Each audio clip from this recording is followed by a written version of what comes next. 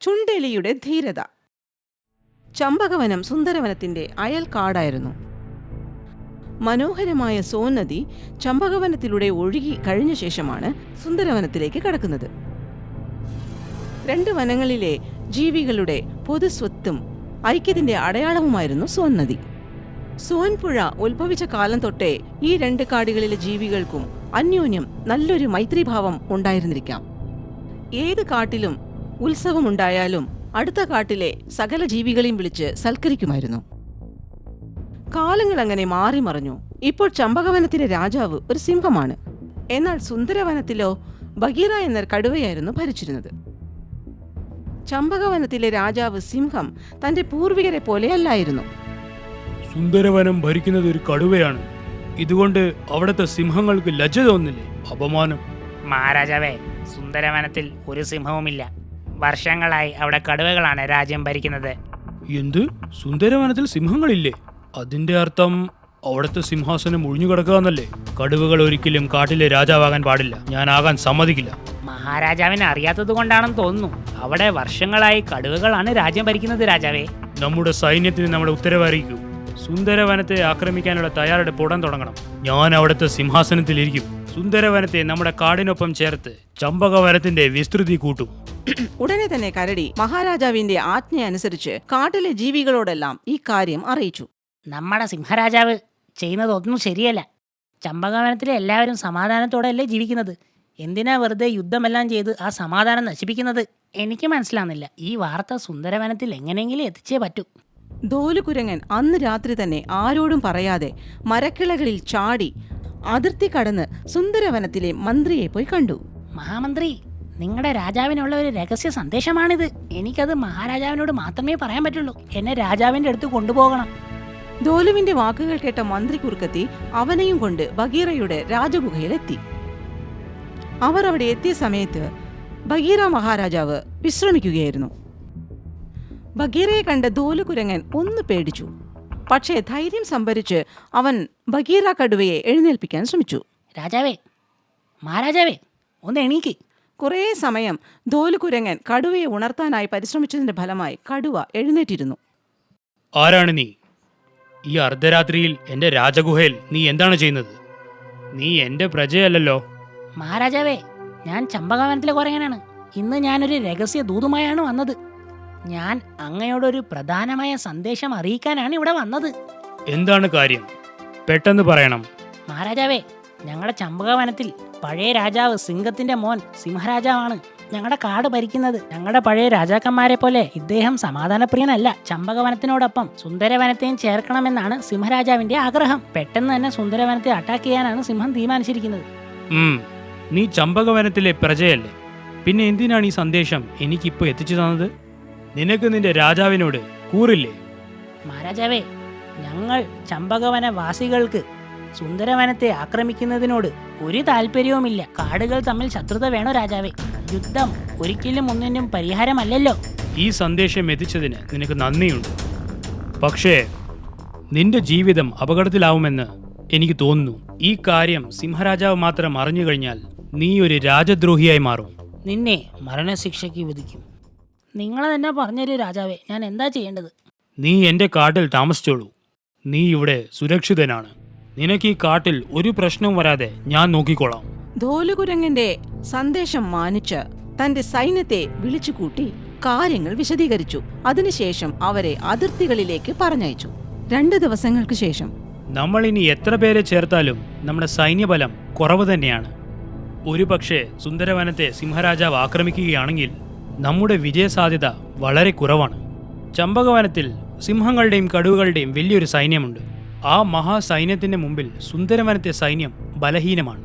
നമ്മുടെ സുന്ദരവനത്തിലെ സൈന്യത്തിന്റെ മനോബലത്തെ നിർവീര്യമാക്കരുത് മഹാരാജാവേ. ഇവിടെ താരതമ്യം ചെയ്യേണ്ടതിന്റെ ആവശ്യമെന്തിരിക്കുന്നു? ഇവിടെയുള്ളവർക്ക് സുന്ദരവനത്തിന് വേണ്ടി ജീവൻ കൊടുക്കാനുള്ള മനസ്സുണ്ട്. എനിക്കറിയാം.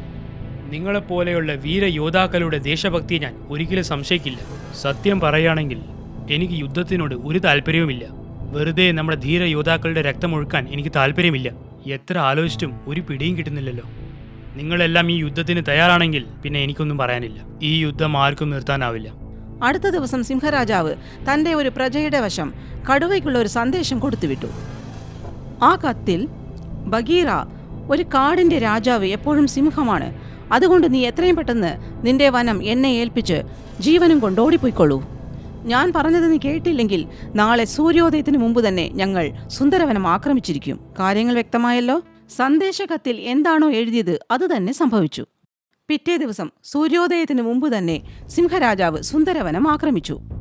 ഒരു ദിവസം മുഴുവനും സുന്ദരവനവും ചമ്പകവനവും യുദ്ധത്തിലേർപ്പെട്ടു. സന്ധ്യയായപ്പോൾ യുദ്ധം അവസാനിപ്പിച്ച ശേഷം സിംഹരാജാവ് തന്റെ സൈനികരോട് പറഞ്ഞു, കടുവയുടെ സൈന്യം അംഗബലത്തിൽ കുറവാണെങ്കിലും മനോബലത്തിൽ ശക്തരാണ്. ഇങ്ങനെ യുദ്ധം ചെയ്ത് നമുക്ക് ആ കടുവയെ ഒരിക്കലും തോൽപ്പിക്കാൻ പറ്റില്ല. വേറെ എന്തെങ്കിലും ഒരു മാർഗം കണ്ടുപിടിക്കണം. ഈ യുദ്ധത്തിന് പകരം സുന്ദരവനത്തെ നമ്മൾ ബുദ്ധി കൊണ്ടാണ് തോൽപ്പിക്കേണ്ടത്. മന്ത്രി, നമ്മുടെ വനത്തിൽ ഉദ്ഭവിച്ച സോൻ നദി സുന്ദരവനത്തിൽ കടക്കുന്നതിന് മുമ്പ് തടയണ കെട്ടണം. അങ്ങനെ പുഴയുടെ ഒഴുക്ക് തടയണം. നമുക്ക് കാണാലോ എത്ര ദിവസം ജലമില്ലാതെ ആ സുന്ദരവനം ജീവിക്കുമെന്ന്. പക്ഷേ രാജാവേ, സോൻപുഴ എല്ലാവർക്കും അവകാശപ്പെട്ടതല്ലേ? നമ്മുടെ സ്വാർത്ഥതയ്ക്ക് വേണ്ടി ആ പുഴയെ എങ്ങനെ നമ്മൾ തടയും? ഇടോ മന്ത്രിക്കരടി, ഈ കാട്ടിൽ ഞാൻ വെച്ചത് മാത്രമാണ് ചട്ടം. ഞാൻ എന്തു പറയുന്നോ അത് അനുസരിക്കൽ മാത്രമാണ് നിന്റെ ജോലി.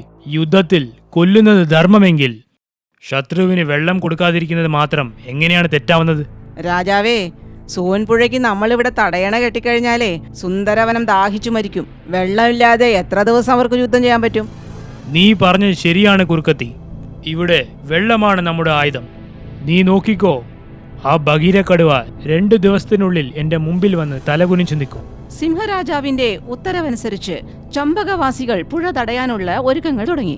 നദിയുടെ കുറുകെ അണ കെട്ടാൻ തുടങ്ങി. സകല മൃഗങ്ങളും ഒരുമിച്ച് പ്രവർത്തിച്ചതുകൊണ്ട് പെട്ടെന്ന് തന്നെ അണ കെട്ടി പുഴയെ തടഞ്ഞു. സുന്ദരവനത്തിലേക്കുള്ള സോൻ നദിയുടെ ഒഴുക്ക് നിന്നു.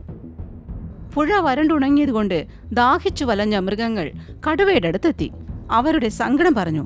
ബഗീര, അല്ലെങ്കിൽ തന്നെ ഈ ചൂട് കൊണ്ട് മൃഗങ്ങളെല്ലാം തളർന്നിരിക്കുകയാണ്. ഇപ്പൊ സോൻ നദിയും വറ്റിക്കഴിഞ്ഞു. എന്തെങ്കിലും ചെയ്യണം. കുടിക്കാൻ ഒരു തുള്ളി വെള്ളമില്ല. ചുണ്ടലിയുടെ വാക്കുകൾ കേട്ട ബഗീറ ചിന്തിക്കാൻ തുടങ്ങി. ഞാൻ തോൽവി സമ്മതിക്കണമെന്ന് നിങ്ങൾക്ക് തോന്നുന്നുണ്ടോ? എന്റെ പ്രജകൾ ദാഹം കൊണ്ട് വലഞ്ഞു തിരിയുന്നത് എനിക്ക് സഹിക്കാൻ പറ്റില്ല. ഞാൻ എന്റെ തോൽവി സമ്മതിക്കാൻ പോകുകയാണ്. ഒരു നിമിഷം രാജാവേ, എല്ലാ പ്രശ്നത്തിനും ഒരു പരിഹാരമുണ്ട്. നമ്മൾ ഭയന്നത് കൊണ്ട് പ്രശ്നം തീരില്ലല്ലോ. എനിക്ക് മറ്റൊരു പോംവഴിയും കണ്ടെത്താൻ പറ്റുന്നില്ല. നിങ്ങൾക്ക് വല്ല സൂത്രവും അറിയാമെങ്കിൽ പറയൂ. രാജാവേ, നിങ്ങൾ നമ്മുടെ പരാക്രമികളായ ധീര യോദ്ധാക്കളെ ആ ഡാമിന്റെ അടുത്ത് അയക്കണം. എന്നിട്ട് അത് പൊട്ടിക്കാൻ ശ്രമിക്കാൻ പറയണം. ബഗീറയ്ക്ക് ചുണ്ടലി പറഞ്ഞത് ശരിയാണെന്ന് തോന്നി. ബഗീറ കടുവ യോദ്ധാക്കളോട് തടയണയുടെ അടുത്തേക്ക് പോകാൻ പറഞ്ഞു. കടുവ യോദ്ധാക്കൾ അവിടേക്ക് പോയി. പക്ഷേ മറുകരയിൽ സിംഹം ഒരു സൈന്യത്തെ തന്നെ അവിടെ വിന്യസിച്ചു നിർത്തിയിരുന്നു. അതിശക്തമായ സുരക്ഷാ സന്നാഹം അവിടെ ഉണ്ടായിരുന്നു. ഇത് കണ്ട് കടുവ യോദ്ധാക്കൾ തിരിച്ചുപോയി. മഹാരാജാവേ, ഡാം തുറക്കാൻ പറ്റുമെന്ന് തോന്നുന്നില്ല. അവിടെ സുരക്ഷ അതിശക്തമാണ് രാജാവേ. യോദ്ധാക്കൾ പറഞ്ഞത് കേട്ട ബഗീറ വല്ലാതെ അസ്വസ്ഥനായി. മഹാരാജാവേ, അങ്ങ് തളർന്നു പോകരുത്. ഞാനിതാ വാക്ക് തരുന്നു. ഞാൻ ആ ഡാം കടിച്ചു പൊട്ടിച്ചിട്ടേ തിരിച്ചു വരുള്ളൂ. ഇത്രയും വലിയ യോദ്ധാക്കൾ പോയിട്ട് നടക്കാത്ത കാര്യം കിഴങ്ങ് തുരക്കുന്നത് പോലെയല്ല അണ പൊട്ടിക്കുന്നത്. ആലോചിച്ചാണോ പറയുന്നേ? എടാ ചുണ്ടലിക്കുഞ്ഞാ, നീ എന്താണ് വിചാരിച്ചോണ്ടിരിക്കുന്നത്? എന്റെ കുറുക്കത്തി, ആരെ അങ്ങനെ നീ ചെറുതായി കാണരുത്, മനസ്സിലായോ? സൂചി ആയാലും കൊടുവാളായാലും എല്ലാറ്റിനും അതിൻ്റെതായ ധർമ്മമുണ്ട്. സൂചി ഉപയോഗിക്കേണ്ട സ്ഥലത്തെ കൊടുവാൾ ഉപയോഗിച്ചാലേ ഒന്നും നടക്കില്ല. നീ എന്താണ് പറയാൻ വരുന്നത്? പറ. ഞാൻ ചെറിയൊരു ജീവിയാണ്. അതുകൊണ്ട് തന്നെ എനിക്ക് മാളമുണ്ടാക്കി ആഴത്തിൽ പോകാൻ പറ്റും. അതുകൊണ്ട് തന്നെ ആരും കാണാതെ എനിക്ക് അവിടെ എത്തിച്ചേരാൻ പറ്റും. ചുണ്ടലി പറഞ്ഞ പദ്ധതി കേട്ട് ബഗീറയ്ക്ക് സന്തോഷമായി. അതൊക്കെ ശരി. ഇതൊരു ജീവൻ മരണ പോരാട്ടമാണ്. ഇതെല്ലാം അറിഞ്ഞിട്ടും നിനക്ക് അവിടെ പോണോ? സുന്ദരവനം എന്റെ ഗൃഹമാണ് രാജാവേ. അതിന്റെ സുരക്ഷയ്ക്ക് വേണ്ടി ഞാൻ മരിക്കാനും തയ്യാറാണ്. ചുണ്ടലിയുടെ ധൈര്യപൂർവമായ വാക്കുകൾ കേട്ട ബഗീറ അവനെ ആ ഉദ്യമം ചെയ്യാൻ അനുവദിച്ചു. ചുണ്ടലി മണ്ണിനടിയിൽ മാളങ്ങൾ ഉണ്ടാക്കി ആരും അറിയാതെ അണക്കെട്ട് വരെ എത്തി. അവിടെ എത്തിയ ചുണ്ടലി ആരുടെയും കണ്ണിൽപ്പെടാതെ തന്റെ കൂർത്ത പല്ലുകൾ ഉപയോഗിച്ച് അണക്കെട്ടിന്റെ കയറുകൾ ഓരോന്നായി കടിച്ചു പൊട്ടിക്കാൻ തുടങ്ങി. മണിക്കൂറുകൾ നീണ്ട കഠിന പ്രയത്നത്തിന്റെ ഫലമായി ആ പാവം ചുണ്ടലി എല്ലാ കയറും പൊട്ടിച്ചു. അങ്ങനെ പതുക്കെ പതുക്കെ സുന്ദരവനത്തിലേക്ക് സോൻപുഴ വീണ്ടും ഒഴുകി തുടങ്ങി. കുറച്ചു സമയത്തിനുള്ളിൽ ആ അണക്കെട്ട് പൂർണ്ണമായും തകർന്നു വീണു. അങ്ങനെ സുന്ദരവനത്തിൽ സോൻപുഴയെത്തി. പക്ഷേ നമ്മുടെ കുഞ്ഞ് ചുണ്ടലിയെ പിന്നീട് ആരും കണ്ടിട്ടില്ല. നമ്മൾ എല്ലാവർക്കും ആ ചുണ്ടലിയിൽ നിന്ന് ഒരുപാട് കാര്യങ്ങൾ പഠിക്കാനുണ്ട്. അവന്റെ ജീവൻ തന്നെ ബലി കൊടുത്ത് ഈ സുന്ദരവനത്തെയും ജീവികളെയും അവൻ രക്ഷിച്ചു. എനിക്ക് പേടി തോന്നുന്നു. അണക്കെട്ട് പൊട്ടി വീണപ്പോൾ ആ വെള്ളത്തിന്റെ ഒഴുക്കുകൊണ്ട് അവൻ ഒഴുകിപ്പോയോ? എങ്കിൽ അവൻ ഒരിക്കലും തിരിച്ചു വരില്ല. ചുണ്ടലിയുടെ ധീരതയെ ഈ സുന്ദരവനം ഒരിക്കലും മറക്കില്ല, ഒരിക്കലും.